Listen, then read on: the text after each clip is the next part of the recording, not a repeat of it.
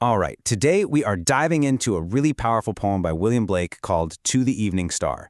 It's pretty amazing how he takes this one little speck of light in the night sky and spins this whole story out of it. We're going to go on a journey from total beauty and peace right into the heart of what we fear in the dark. Let's get into it. Wow. Right out of the gate, from the very first line, Blake sets this incredibly reverent tone. He's not just looking at a star, he's talking to it. He calls it a fair-haired angel. And that word thou, it's this old-school way of saying you, but it carries all this weight, you know? It feels formal, almost like a prayer. He's immediately telling us this is something special, something divine. So, this angel, who or what is Blake actually talking about? Well, that's what we're going to unpack here. We're going to see how he takes the evening star, which is actually the planet Venus, and transforms it into this living, breathing guardian that watches over the whole world. The main tool Blake uses to pull this off is called personification. He gives the star human qualities, or in this case, you could say angelic qualities.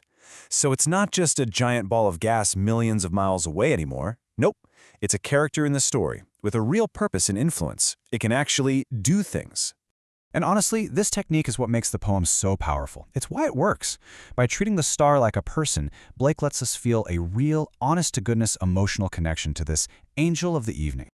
And man, there are so many layers here. Fair-haired angel isn't just a random, pretty phrase. It connects directly to mythology, to Venus, the Roman goddess of love and beauty. So Blake is tapping into all this ancient history, basically framing the star as this major divine force for both protection and healing. It's a big deal.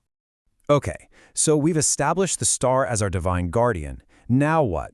Well, the poem makes a little shift here. The speaker starts talking directly to the star, making this appeal. It really feels like a prayer for peace as the world gets dark. Just listen to the language here. Bright torch of love, radiant crown. This isn't just a star. This is royalty. This is divinity. The poet is essentially asking the celestial queen to put on her gear and actively shine her loving light down on a world that's just exhausted. And here's what's so brilliant about it. These images aren't just abstract poetry stuff. The torch of love, that's literally the glimmer of the star itself. The radiant crown is its bright, majestic look in the sky. And our evening bed, what a beautiful way to talk about the entire planet settling down for the night.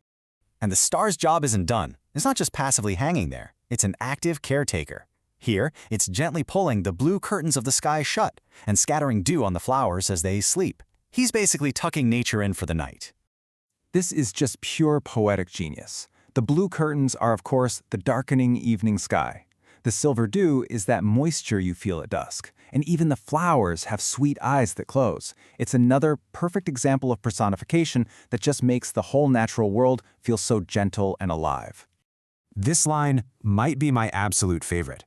The speaker's last request here is for this deep, profound quiet.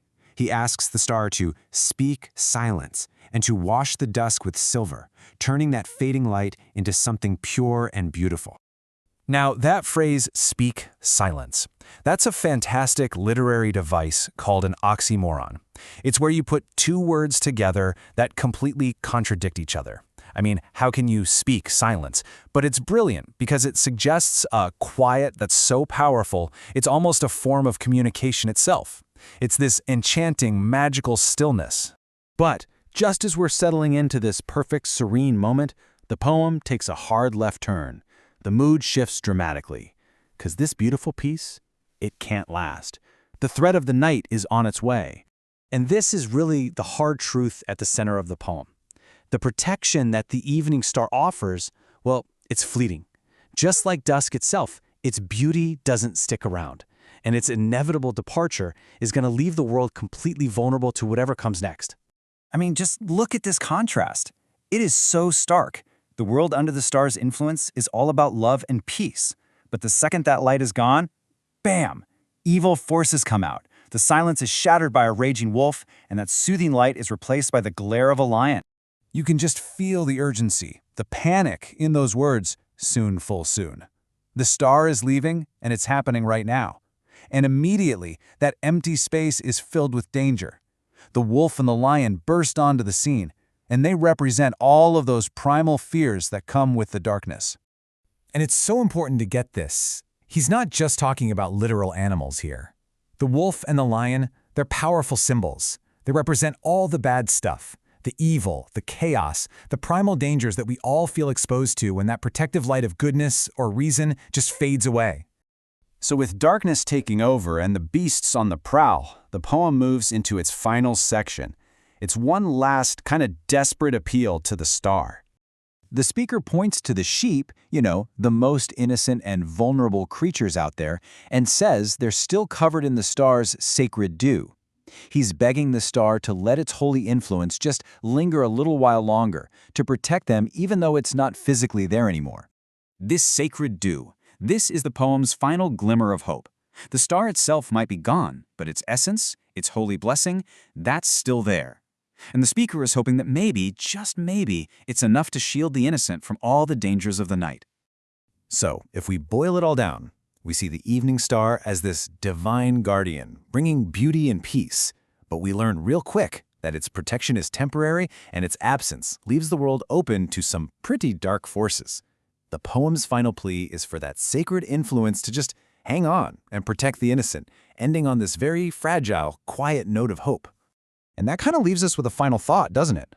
Blake looked to the heavens, to a star for a guardian angel to fight off the terrors of the night. It really makes you wonder, in our own complex modern world, what are the sources of light and protection that we turn to when we feel vulnerable? What are our modern-day evening stars? Something to think about. Thanks so much for joining me.